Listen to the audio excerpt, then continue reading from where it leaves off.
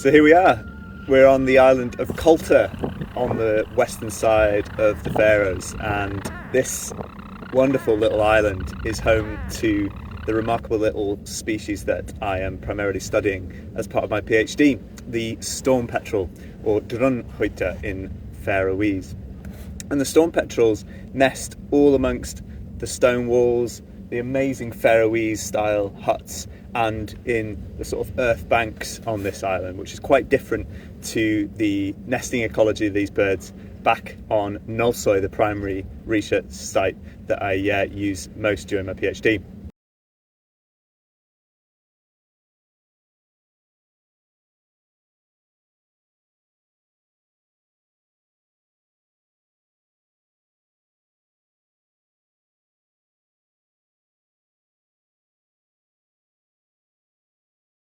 So the work here on Coulter is just a very short little trip to try deploying some GPS tags on these birds. Now, GPS tagging is quite an involved process, and it takes a lot of time at night waiting for these birds to come back to their nests to feed the chicks. And then at that point you carefully get the birds, put the tag on the central four tail feathers with a bit of tape, put them back in the nest, all within less than 5-10 minutes, and then hopefully after feeding the chick the birds will head out to sea, and you'll record that whole journey with the GPS logger.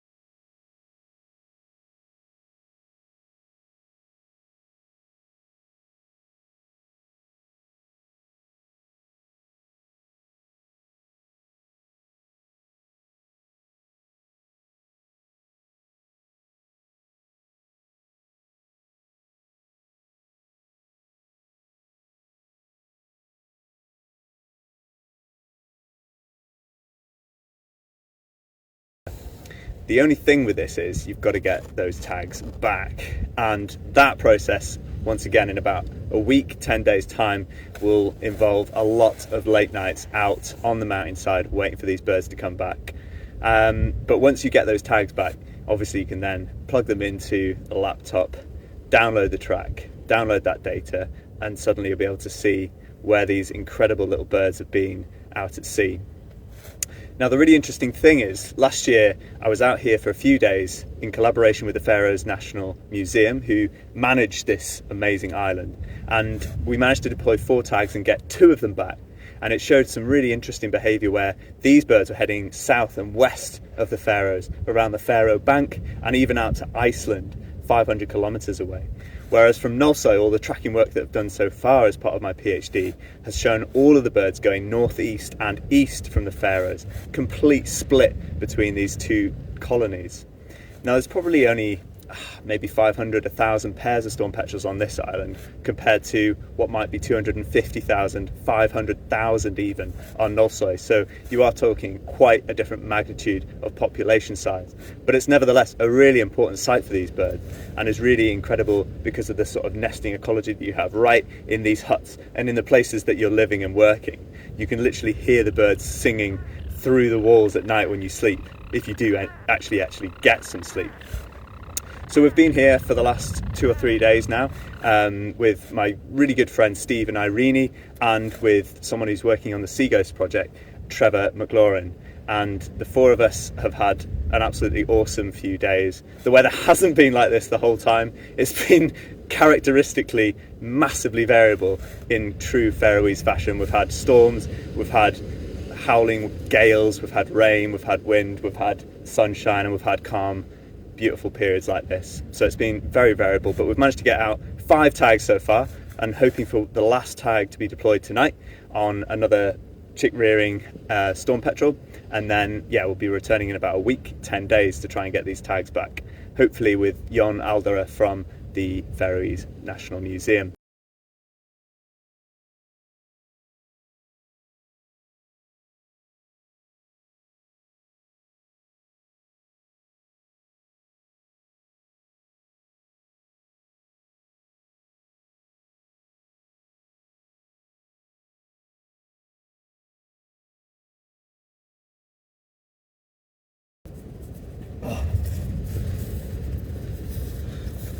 It's me now.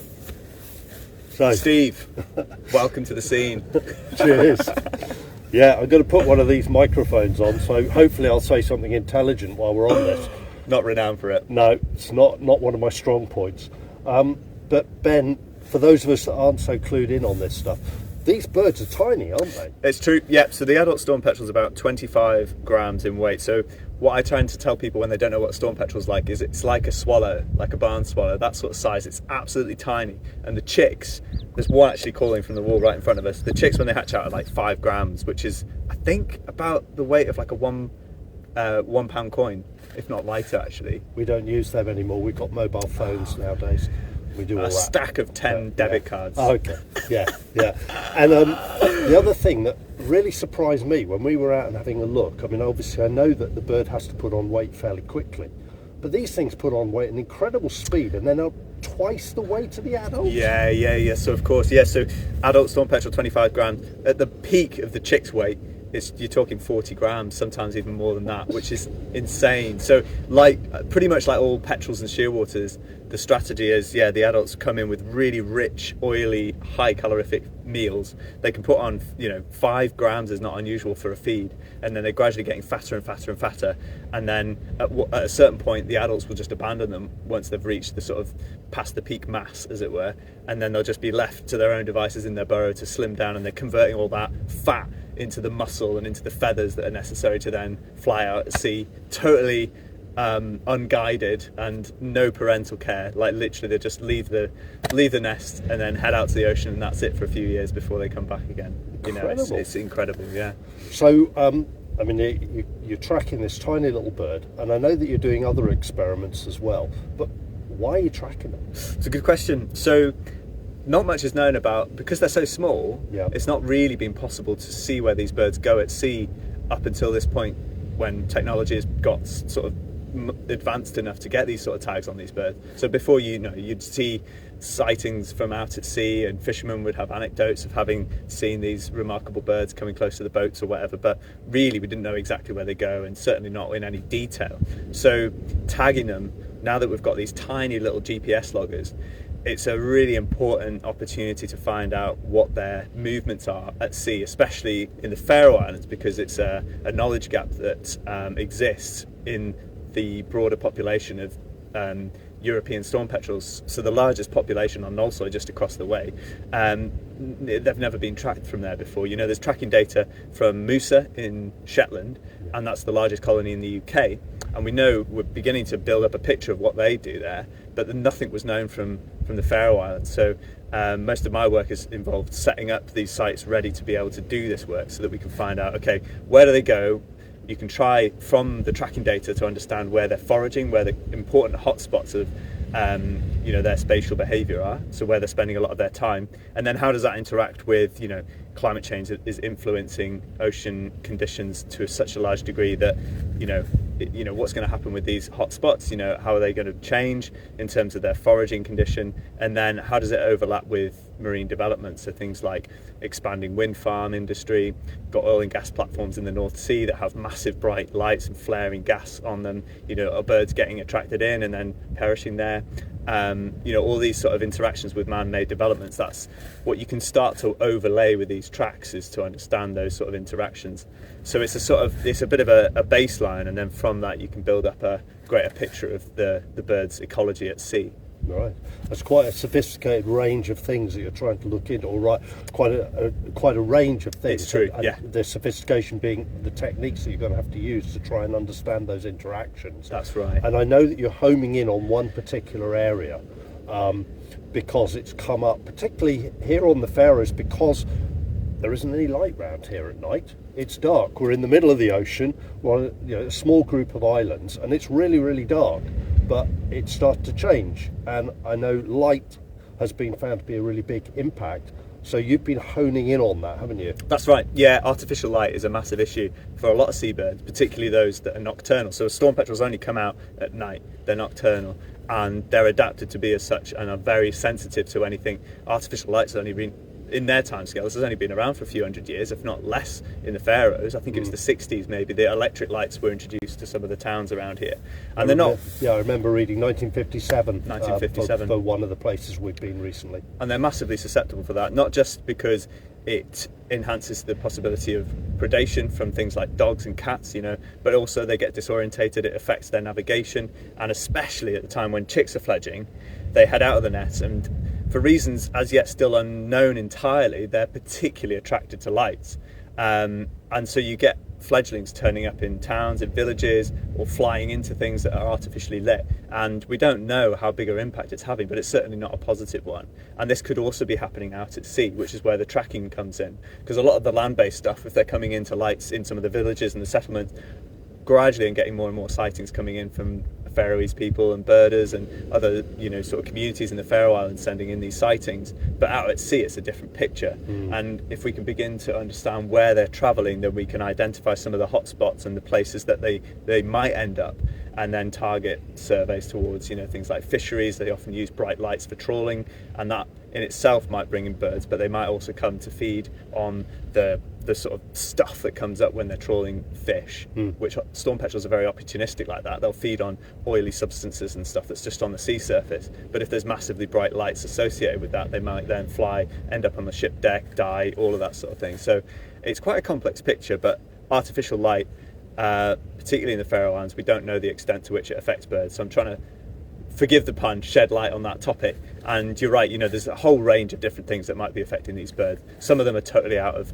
my realm of possibility to explore, but yeah, the light issue is one that is particularly a sort of growing concern. The final thing I wanted to ask you about is some experiments that you've been doing on the island of Nolsoy that I came out with you one evening for. Yeah, I have to stay up late as well sometimes. And you were doing light experiments, so just very briefly give me a feel of, maybe give us a summary of some of the things that you've been doing with the light, because I know you haven't just been shining a light and seeing if birds come. That's right. It's a bit more than that. Yeah, so one of the things we're trying to understand is, we know that the birds are attracted and sometimes disorientated by artificial light. One of the things geared more towards the solutions side is, are they more susceptible towards certain types of light, certain brightnesses or colours, wavelengths of light? So as you say, yeah, one of the things that we've been doing is these experiments in the colony on Nolsoy, where we have a bright light, a sort of LED torch actually, and as you've seen, you put the torch on for periods of 5 minutes at a time and then turn it off for 5 minutes, and we've got these amazing thermal imaging binoculars where you're able to see all the birds flying around in the colony, and then you turn the torch on and you can record the behaviour of those birds when the light is on. And then with lots of replication of that, specifically under different weather conditions, you were with us on a really misty night, and the behaviour is completely different when it gets really misty in a dark situation, right? And then we're rotating through red, green, blue, bright light that's white, and then dim white light. And it's been really interesting to start to see the responses under those different conditions. And broadly, we're finding that, even blue and green light is attracting birds, and they're colliding with the torch sometimes even, whereas we've never had a single collision with red light. And it is already anecdotally known that those basically longer wavelengths of light, like red, is less impactful to things like storm petrels. Anyway, it can vary amongst species, but they do seem to be less impacted. So it's really good sort of experimental evidence to suggest that maybe those broader, like longer wavelengths, even orangey red, might be better in situations if it's close to colonies and is still being used as lights, for instance, whereas white and blue LEDs, they're really very sensitive to those.